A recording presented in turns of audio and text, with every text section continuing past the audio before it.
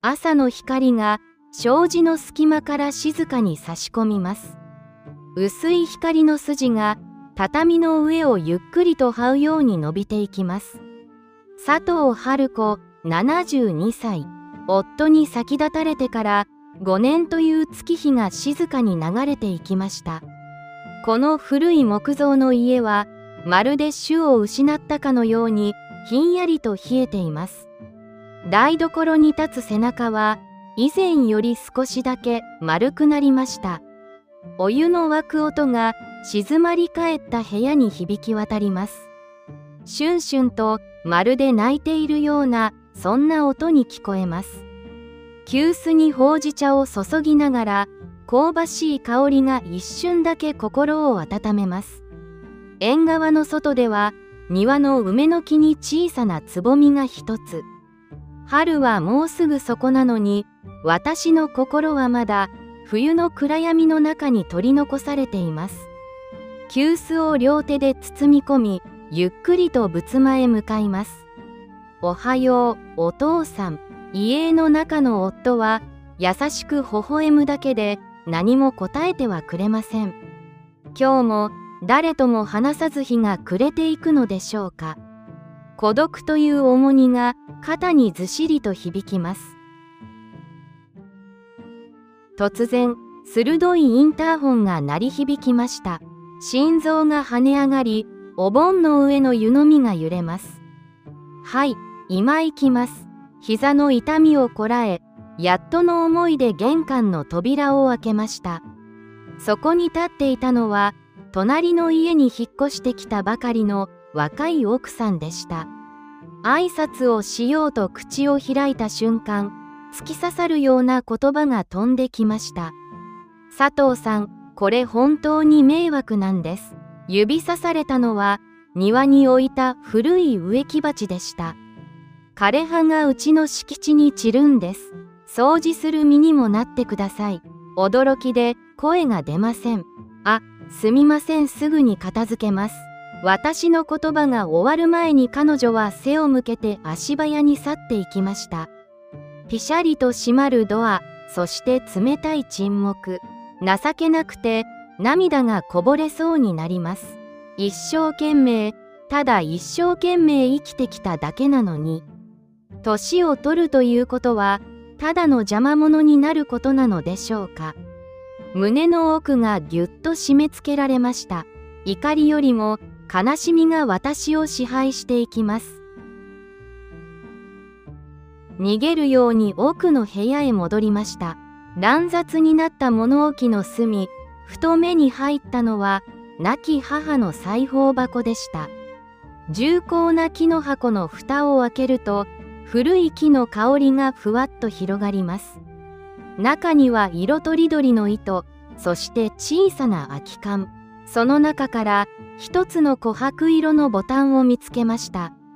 指先でそっと触れると滑らかで少し温かい感触がします。それを見た瞬間、5歳のあの冬が鮮やかによみがえりました。貧しくて服さえ買えなかったあの頃、母は夜な夜な古着を解いて私のためにコートを塗ってくれました。はるちゃん、見てごらん。これは魔法のボタンだよ。母の荒れた指先が優しく私の頬を撫でます。お腹が空いて泣いていた私に母はこのボタンを握らせてくれました。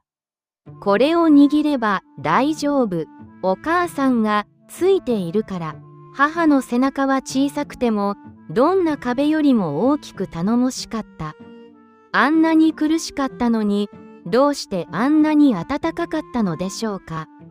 ボタンを握りしめた私の手がじんわりと熱を帯びていきます。その時スマホが激しく震えました。一人娘のエミからです。お母さん、また隣の人と揉めたの？開口一番責めるような声。向こうから連絡あったわよ。そんなに大変なら家を売ってよ。あのゴミ全部捨てて施設に入りなさい。ゴミ、母の思い出も私の人生も娘にとってはただの不要品なのですか？これはゴミじゃないの。絞り出すような声で初めて反論しました。お母さん、何言ってるの？もう勝手にして。ツーツーという無機質な切断音。手の中のボタンがじわりと熱を帯びます。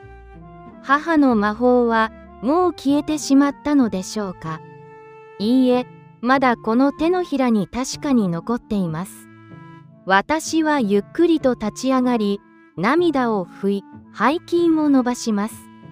このまま終わるわけにはいかないのです。母が守ってくれたこの命、どうすればもう一度輝かせることができるでしょうか。夜の蝶が降りる頃、物語は静かに動き始めます。薄紅色の桜の花びらが風に舞い、足元を淡く染めます。春の香りが漂うはずなのに、私の鼻先をかすめるのは都会の冷たい空気だけです。バス停の電光掲示板が次々と情報を流しています。スマホ決済、QR コード、アプリ限定割引、あちこちに貼り出された案内板が、私にはまるで外国語のようです。手元のスマホを見つめます。娘に言われた通り、修理屋を探そうとしましたが、画面の文字が滲んで見えません。老眼鏡をかけ直しても、指先が震えて変な広告ばかりが出てきます。私には無理なのかな。独り言が春風に消えていきました。道行く若者たちは、画面も見ずに颯爽と歩いています。置いたというだけで、世界はこんなにも遠くなるものなのですね。街の賑やかさが、今の私にはただの騒音にしか聞こえません。桜の花びら一枚が肩にそっと落ちてきました。この春の美しさを、今は誰かと分かち合うこともできません。駅前の大きな家電量販店、勇気を出して入ってみました。冷たい空調の風が肌をざわりと撫でます。眩しいほどの LED の光、次々と流れるデモ映像。まるで別の星に来たような感覚です。すみません、このスマホのボタンが、カウンターの若い店員に声をかけました。彼は私の顔を一瞥し、口元で小さく笑いました。おばあさん、ここはスマホ屋ですよ。そんな古い機種、もうサポート終わってますから、ゴミ扱いされたという感覚が全身を駆け抜けます。後ろに並んでいた若い客から舌打ちが聞こえました。早くしてほしいんですけど、その言葉がナイフのように胸に刺さります。私は何か悪いことをしましたか？ただ、大切なものを直したかっただけなのに。熱いものがせり上がってきましたが、声にはなりませんでした。私は震える手でバッグを握り、店を飛び出しました。公園の古いベンチに力なく腰を下ろしました。花びらが舞い散る中、涙がぽとりと膝に落ちます。周りの親子連れが楽しそうに笑っています。その声が今はひどく遠い場所から聞こえるようです。ポケットの中のボタンをぎゅっと握りしめます。価値がないなんて嘘よ。母の穏やかな声が記憶の底から聞こえてきました。あの頃、母はよく言っていました。はるちゃん、物はね、長く使うほど魂が宿るんだよ。壊れたら繕えばいい。そうすればもっと強くなる。母のひび割れた指先。でも、そこから生まれる一針一針の魔法。店員の冷たい言葉よりも、母の温かい教えの方がずっと確かな気がしました。私はボタンをポケットの奥にしまい込み、ぐっと拳を握りました。まだ終わらせない。公園の鳩が足元でのんびりと餌を探しています。その小さな命が今は妙に心強く感じられます。家に帰り、明かりもつけず仏壇の前に座りました。夕暮れの光が障子越しにオレンジ色に溶けていきます。母の古い裁縫箱をもう一度そっと開きます。埃をかぶった針刺し、そこには錆一つない一本の銀色の針がありました。私は震える手でその針を取りました。お母さん、見ていてね。針穴に糸を通す1回、2回、3回目でやっと糸が針の向こうへ。小さな光の筋が薄闇の中に浮かびました。自分の服のほころびを見つめます。ここから始めるのです。誰に何と言われようと、私の人生は私が繕っていくのです。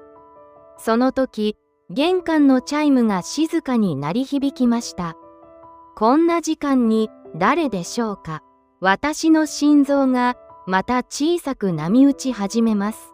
その扉の向こうに待っているのは絶望でしょうか、それとも玄関の向こうにいたのは隣の家に住む健太くんでした。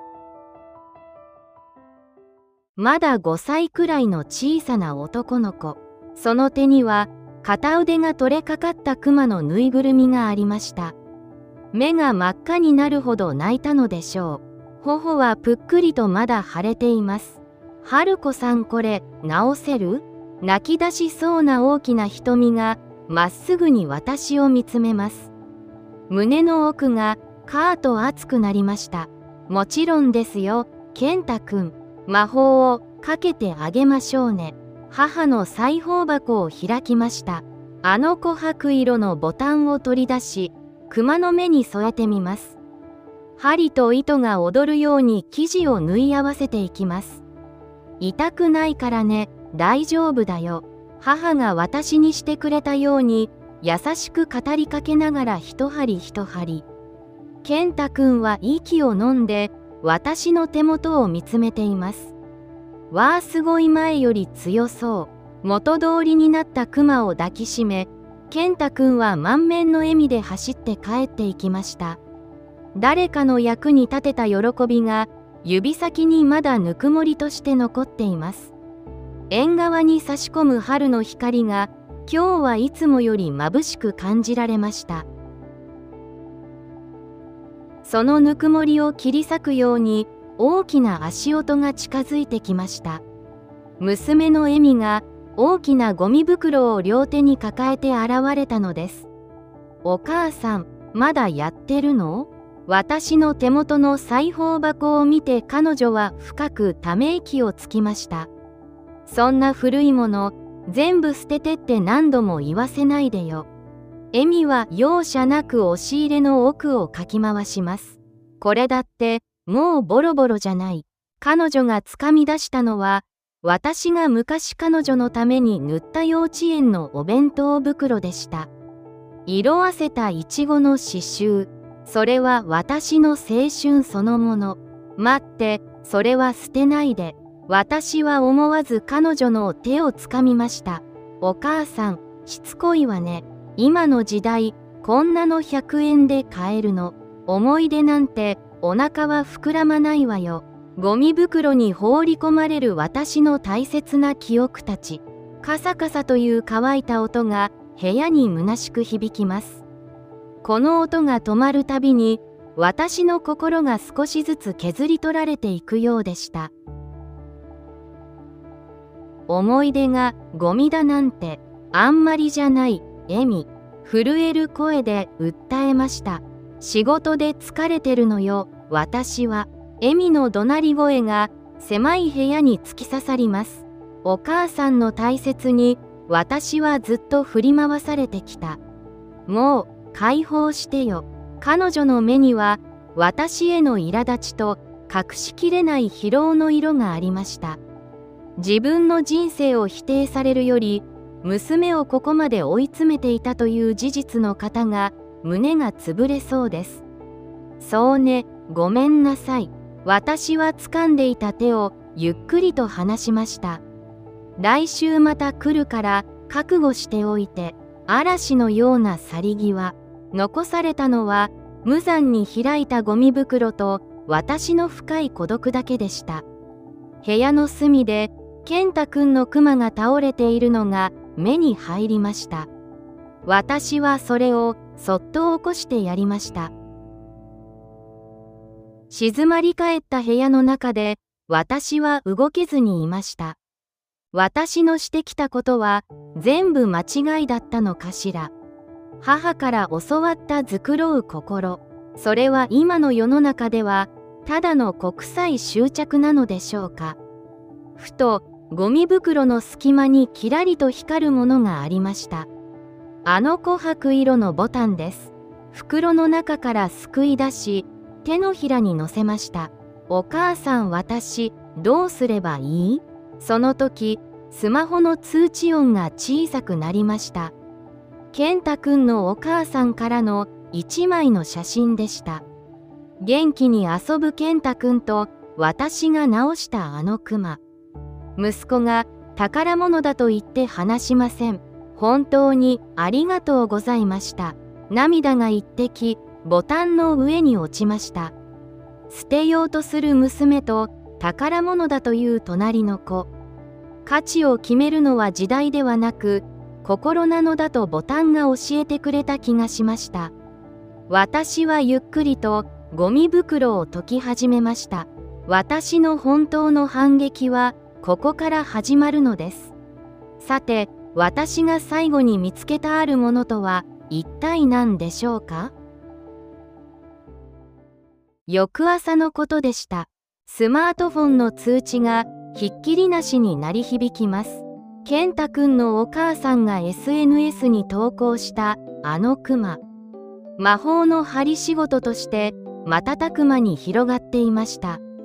なんて温かいステッチ。このボタン、懐かしくて涙が出る。見知らぬ誰かからの温かい称賛の言葉。私は震える指で画面をなぞりました。琥珀色のボタンが画面の中で誇らしげに輝いています。直す価値なんてないとあの店員は言いました。ところが今、見知らぬ何千もの人たちがこの小さな仕事に涙を流しています。母から受け継いだこの小さな針一本が誰かの心を動かしている。窓から差し込む朝の光が昨日よりずっと明るく感じられました。私は静かに背筋を伸ばしました。この温かさをもっと多くの人へ届けたい。そんな気持ちが胸の中にゆっくりと芽吹いてきます。昼下がり、玄関が激しく叩かれました。飛び込んできたのは髪を振り乱した笑みでした。お母さん、助けて。崩れ落ちるように泣く娘。その手には高級な西陣織の包み布。大事な取引先への贈り物だと言います。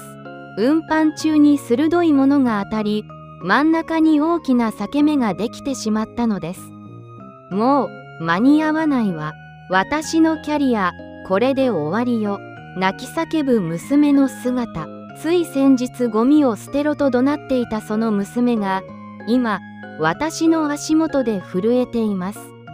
因果応報という言葉が頭をよぎりました。でも私の心に湧き上がってきたのは憎しみではありませんでした。母としての強い使命感でした。娘がどんな言葉を投げつけても、私はこの子の母なのです。私は無言であの裁縫箱を広げました。エミ、そこにお座りなさい。低く力強い声。娘は驚いたように涙を拭いました。私はあのボタンを手に取りました。母の古い絹のはぎれ。裂け目をただ塞ぐのではなく、そこを起点にして新しい物語を紡ぎます。これが母が教えてくれた繕いという究極の芸術。針が布の上を流れるように滑ります。刺し子、刺繍、パッチワーク。私の指先には何十年もの経験が魂となって宿っています。お母さんすごすぎる。エミのつぶやき。傷跡はいつの間にか美しい花の模様に変わっていました。その中心には琥珀色のボタンが高貴な輝きを放っています。傷があったからこそもっと強く、もっと美しく。それは私自身の人生そのもののようでした。出来上がった贈り物を見てエミは絶句しました。これなら前よりずっと素敵。彼女はその包みを宝物のように抱きしめました。お母さん、ごめんなさい。蚊の鳴くような細い声。私、何も分かってなかった。お母さんが守ってきたものをゴミだなんて言って。娘の頬を一筋の涙が静かに伝え落ちました。古いものはただ古いのではない。幾地もの時間を耐え抜き、愛され続けてきた光り輝く宝石なのだと。娘もようやく気づいてくれたようです。いいのよ、エミ。私は娘の肩を優しくくるみ込みました。琥珀色のボタンが二人の間で温かく光っています。でも、これで終わりではありません。この奇跡がさらに大きな驚きを連れてくることに、この時の私はまだ気づいていませんでした。明かされるさらなる真実とは？数日後の朝のことでした。玄関を開けると、エミが晴れやかな顔で立っていました。腕には大きな花束を抱えています。お母さん、大成功よ。繕った贈り物が取引先の社長の心を深く動かしたそうです。傷を隠すのではなく、新しい価値を生み出す。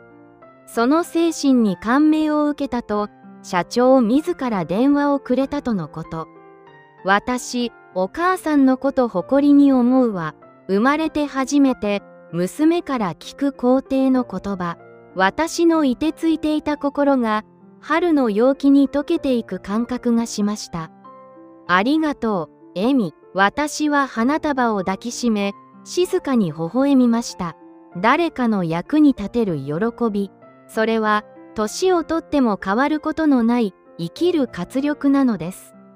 台所から漂うほうじ茶の香りが、今日はとりわけ甘く感じられました。庭のしだれ桜が、淡いピンク色の花を一斉に咲かせ始めました。私の静かだった家に今不思議な変化が起き始めています。SNS で私の仕事を知った近所の人たちが大切なものを抱えて訪ねてくるようになりました。これは亡き夫のネクタイで、孫のお気に入りのカバンなんです。みんな寂しそうな顔で壊れた思い出を差し出します。私は彼らを縁側へと招き入れます。大丈夫ですよ。ゆっくりお話を聞かせてください。お茶を飲みながら思い出を分かち合う時間。お茶の湯気が春の縁側でゆっくりと漂っています。私の古い裁縫箱が誰かの傷ついた心を優しく癒していく。この場所はもう孤独な空き家ではありません。暖かな光が集まる小さな魔法の部屋なのです。隣の若い奥さんもある日恥ずかしそうに足を踏み入れてきました。その手には子供の頃の小さなワンピース。夕暮れ時、私は仏壇の前に座りました。琥珀色のボタンをそっと母の写真の隣に備えます。お母さん、私、ようやく分かった気がします。あなたがあの貧しい冬に私に教えてくれたこと。それは単なる技術ではなく、愛し続けるという強い覚悟だったのですね。形あるものはいつか壊れてしまうけれど、そこに込められた思いは決して消えることはない。私が母から受け継ぎ、娘のエミへと伝わり、そしてまた次の誰かへ。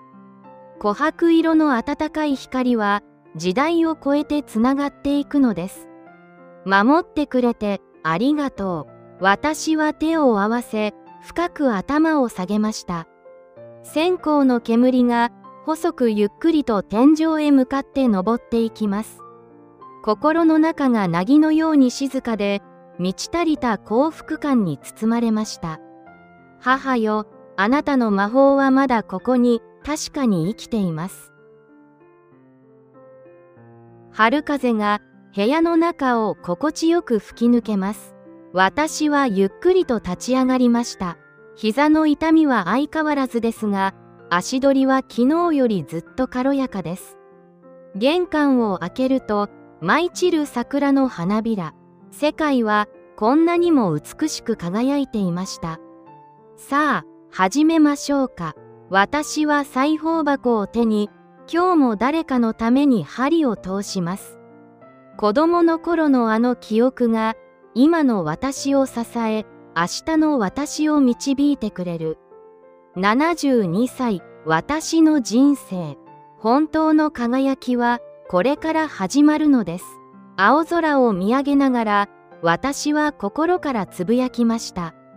生きていてよかった。最高の春が来ました。皆さんの心にも温かな魔法が届きますように。あなたの大切な思い出は今どこにありますか？